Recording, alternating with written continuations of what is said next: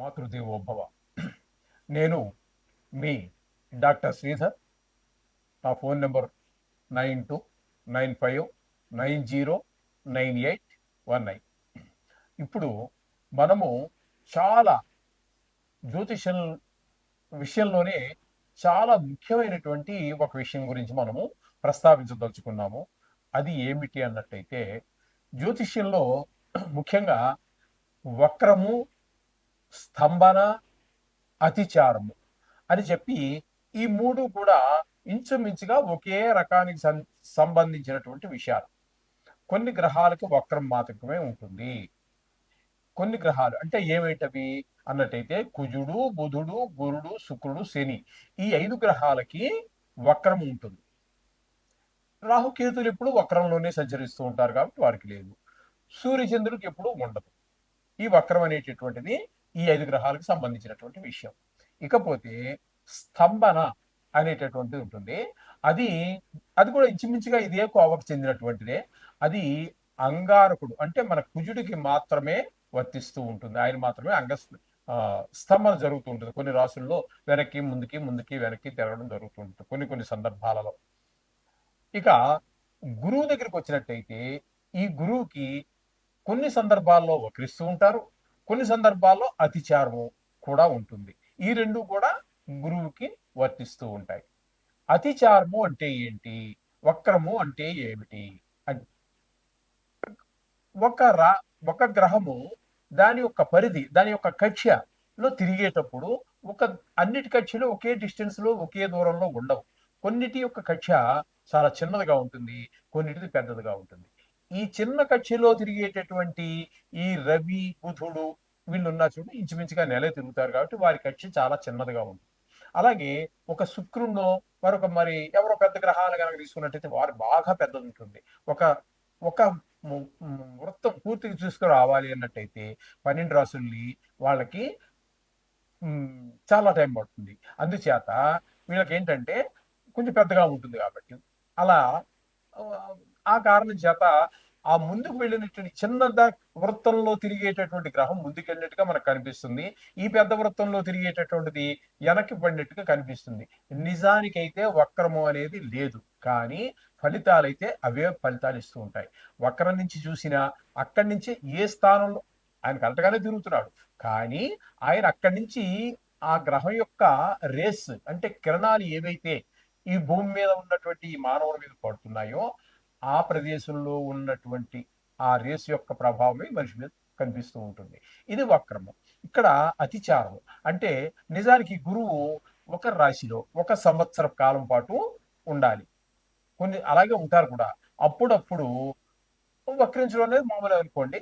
అప్పుడప్పుడు ఈ అతిచారం కూడా. అతిచారం అంటే ఒక్క రాశిలో సంవత్సర కాలం పాటు ఉండవలసినటువంటి ఆ గ్రహం సంవత్సరము ఉండకుండా ముందుకు వెళ్ళిపోతుంది. మళ్ళీ కొద్ది కాలం తర్వాత మళ్ళీ వెనక్కి వచ్చేస్తుంది. అది వేరే విషయం. ఈ ముందుకు వెళ్ళిపోయేది ఏదైతే ఉన్నదో, ఏ రాశి నుంచి ఉండకుండా అక్కడ సంవత్సరం పాటు ఉండకుండా ముందుకు వెళ్ళిందో దాన్ని అతిచారము అంటారు. అంటే చరించడం అంటే తెలుసు కదా, కదలటం. అతిచారం అంటే స్పీడ్ గా కదలటం అనే అర్థంలో మనం చెప్పుకోవచ్చు ముందుకి. ఇక్కడ ఇప్పుడు ఈ సంవత్సరంలో ఇప్పుడు మనం చెప్పుకోబోతున్నటువంటి విషయం ఏమిటంటే, గురువు మనకి 18వ తారీఖు అక్టోబర్ నెలలో వరకు ఆయన మిథునంలోనే ఉంటారు. మిథునంలోనే సంవత్సరం కాలం ఉండాలి. కానీ 18 తర్వాత ఏమవుతుందంటే 19వ తారీఖు నుంచి ఆయన అతిచారం వలన కర్కాటక రాశి, మిథున రాశి తర్వాత వచ్చేటటువంటి కర్కాటక రాశిలో ప్రవేశిస్తూ ఉన్నారు. తద్వారా ఫలితాలు ఏమైనా మారుతాయా? మారితే ఎవరికి అనుకూలంగా ఉంటాయి? ఏ రాశుల వారికి, 12 రాశులు కదండి, ఏ రాశుల వారికి అనుకూలమైన ఫలితాలు ఉన్నాయి, ఏ రాశుల వారికి ప్రతికూలమైన ఫలితాలు ఉంటాయి అనేటటువంటిది ఇక్కడ మనం చెప్పుకోబోతున్నాం. అయితే దీనివల్ల మామూలుగా దేశమాన కాల పరిస్థితులు వేరుగా ఉంటుంది రిజల్ట్. మామూలుగా జాతక రీత్యా మనుషులకి సంబంధించినటువంటిది మామూలు ఫలితాలనే మనం ఇస్తుంది కూడా. ఈ విధంగా ఉంటుంది. అయితే ఇక్కడ మరొక విశేషం ఏంటంటే, ఈ మధ్యలో ఈ అతిచారంగా ఉన్నటువంటి కాలంలోనే ఆయన మరలా నవంబర్ 12 నుంచి మార్చి 14 వరకు ఆయన వక్రగతిలో కూడా ఉన్నారు. అతిచారమే ఒక విశేషం అనుకుంటే, ఆ అతిచారంలో వక్రగతిలో ఉండటం అనేటటువంటి మరొక విశేషం. ఇటువంటివన్నీ కలిసి ఈ సంవత్సరంలో మనకు వస్తున్నాయి కాబట్టి ఇప్పుడు మనం దాని గురించే చెప్పుకోబోతున్నాం.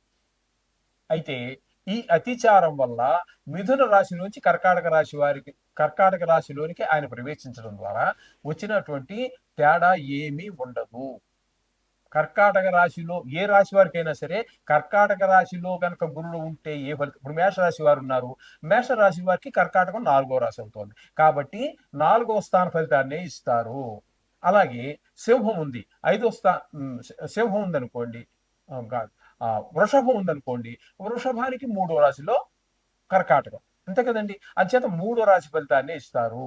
అక మిథునానికైతే 2వ స్థానంలో ఉన్నట్టుగా మనం పరిగణలో తీసుకుంటున్నాం. కర్కాటకం మిథున తర్వాత కర్కాటకమే కదండి, అంటే 2వ స్థానంలో ఫలితాన్ని ఇస్తారు. ఇప్పుడు కర్కాటకమే తీసుకున్నాం, కర్కాటకంలోకి వచ్చారు కాబట్టి అది జన్మ రాశిలో గురువు ఉంటే ఏ ఫలితాన్ని ఇస్తారో అది ఇస్తారు. అదే ఇప్పుడు మనం చెప్పుకోబోతున్నటువంటి విశేషం కూడా.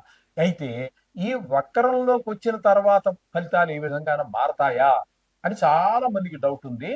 చాలా మంది నా దగ్గర నేర్చుకున్నటువంటి కొంతమంది శిష్యగణం అయితే కానివ్వండి, లేకపోతే వాళ్ళు ఈ వృత్తిలో ఉండొచ్చు, లేకపోవచ్చు, లేకపోతే వారి ఇంటి దగ్గర చదువుకున్నటువంటి ప్రాక్టీస్ చేసేవాళ్ళు కావచ్చు. చాలా చాలా చాలా ఫోన్లు నాకు ఈ వక్రం గురించి, ఈ అతిచారం గురించి, ఈ అతిచారంలోనే వక్రం గురించి చాలా మంది ప్రశ్నించడం జరిగింది. అందుచేత నేను అనుకోవటం, అటు ప్రేక్షకులతో పాటుగా ఇటు ఆస్ట్రాలజీ నేర్చుకున్నటువంటి, జ్యోతిష్యం నేర్చుకుంటున్నటువంటి విద్యార్థులు కానివ్వండి, అయితే వేరే ఎవరికో చెప్పాలని కాదు, వాళ్ళకి వాళ్ళు తెలుసుకోవాలని ఉద్దేశం కానివ్వండి, వారికి ఈ సంశయాలు తీరడానికి ఇందులో అవకాశం ఉంది. ఎందుకని అంటే ఇక్కడ వక్రంలోకి వచ్చినా కూడా అతిచారంలో ఉంటే ఏ ఫలితాన్ని ఇస్తున్నారో వక్రంలో కూడా అదే ఫలితాన్ని ఇస్తాడు గురువు. ఎందుకని అన్నట్టయితే వక్ర మార్గంలో సంచరించేటప్పుడు గురువు మిగతావన్నీ కూడా వెనక స్థాన ఫలితాన్ని సూచిస్తూ ఉంటాయి. ఇది మిగతా గ్రహాలన్నీ, కుజుడు కానివ్వండి, బుధుడు కానివ్వండి, శుక్రుడు కానివ్వండి, శని కాని, ఇవన్నీ వెనక రాశి యొక్క ఫలితాన్ని సూచించడం జరుగుతూ ఉంటుంది. ఇక్కడ గురువుకి మాత్రం ఒక ప్రత్యేకత ఉందండి. అది ఏమిటి అన్నట్టయితే వక్రించి ఏ రాశిలో ఉన్నా కూడా ఆ రాశి ఫలితాన్ని ఇస్తాడు. వక్రించినటువంటి గురువు ఏ రాశిలో ఉన్నారో దానికి వెనకటి రాశి ఫలితాలు ఇవ్వటం అనేది లేదు. ఏ రాశిలో ఉన్నారో అదే ఫలితాలు ఇస్తూ ఉన్నారు. అలాగే అతిచారం వల్ల అదే ఫలితాలు ఇస్తూ ఉన్నారు, వక్ర గతిలో కూడా అదే ఫలితాలు ఇస్తున్నారు. కాబట్టి విశేషమైనటువంటి ఫలితాలు అయితే లేవు. కానీ ఇక్కడ మనం చెప్పుకోవలసినటువంటిది ఏంటంటే ఈ గురు సంచారం వల్ల, అంటే అతిచారం వల్ల ఏ గ్రహాలకి ఏ విధమైనటువంటి ఫలితాలు ఇవ్వబోతున్నారు అనేటటువంటి సశాస్త్రీయమైన పద్ధతిలో, ఇందులో నా కవిత్వం కానీ నా సొంత అభిప్రాయాలు కానీ ఏమి చొప్పించడం జరగదండి. శాస్త్రం ఎంతవరకు చెప్పిందో అంతవరకు మాత్రమే మీకు నేను చెప్పడం జరుగుతుంది. ఇంకా దాటి ఒక్క మాట కూడా ఇప్పుడు చెప్పలేదండి, చెప్పను కూడా ఇన్ ఫ్యూచర్లో కూడా. శాస్త్రాన్ని అందించాలనే ఉద్దేశమే నా యొక్క ఉద్దేశం. కాబట్టి ఇప్పుడు కొంచెం జాగ్రత్తగా మీరు ఈ రాశుల మీద, గురువు యొక్క సంచారం అతిచారం మీద మీకు ఉన్నటువంటి ఆకాంక్ష, తెలుసుకోవాలనేటువంటి ఆకాంక్ష ఏదైతే ఉందో ఇప్పుడు దాని గురించి జాగ్రత్తగా విన్నట్టయితే మీకు మంచి ఫలితాలన్నీ విషయం తెలుస్తుంది. మీరు ఎవరికైనా చెప్పదలుచుకుంటే మంచి రిజల్ట్ కూడా చెప్పడానికి వీలవుతుంది. మీనరాశి వారికి 19వ తారీఖు 10వ నెల 2025 నుండి గురువు 4వ తారీఖు 12వ నెల 2025 వరకు, అంటే ఈ 49 రోజులు చతుర్థ స్థానంలో ఉండవలసినటువంటి గురువు అతిచారం కారణంగా పంచమ స్థానమైనటువంటి కర్కాటక రాశిలో ప్రవేశిస్తున్నారు. దీని ఫలితాలు మీన రాశి వారికి ఏ విధమైన ఫలితాలు లభిస్తాయి? శుభ ఫలితాలా, అశుభ ఫలితాలా?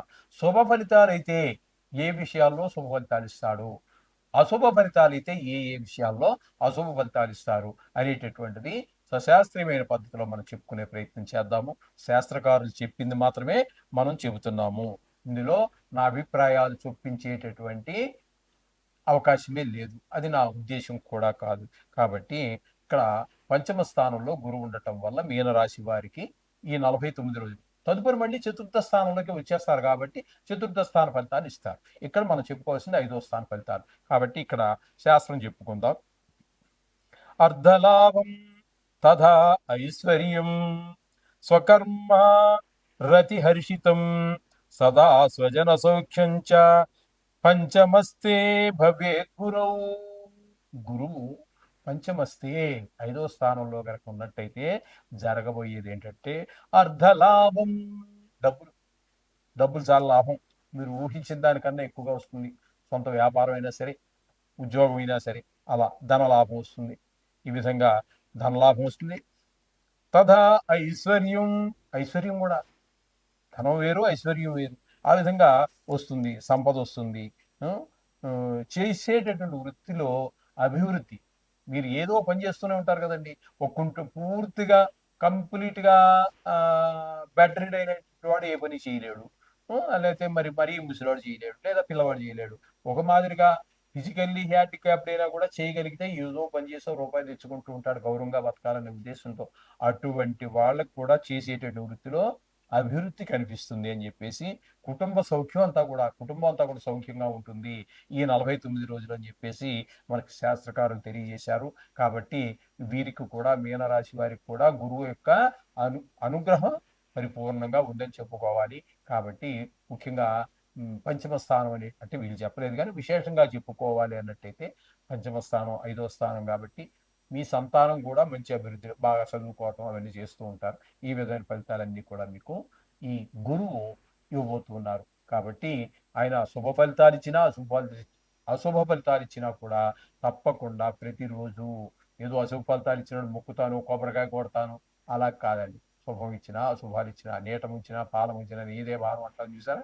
అదే విధంగా మనకి ఏది వచ్చినప్పటికీ కూడా నిత్యము కూడా ఆ భగవంతుడు ఒక్క 2 నిమిషాలు, 24 గంటలు, 24 × 6 60 నిమిషాలు, 60 భాగించండి ఎన్ని నిమిషాలు వస్తాయి. అందులో ఒక్క 2 నిమిషాలు ఆ భగవంతుడి కోసం ఖర్చు పెట్టలేమండి. మన వెల్ఫేర్ మొత్తం, మన సంక్షేమం అంతా చూసే భగవంతుడి కోసం 2 నిమిషాలు కేటాయించండి. సర్వ సౌఖ్యాలు పొందండి. శుభం భూయాలు.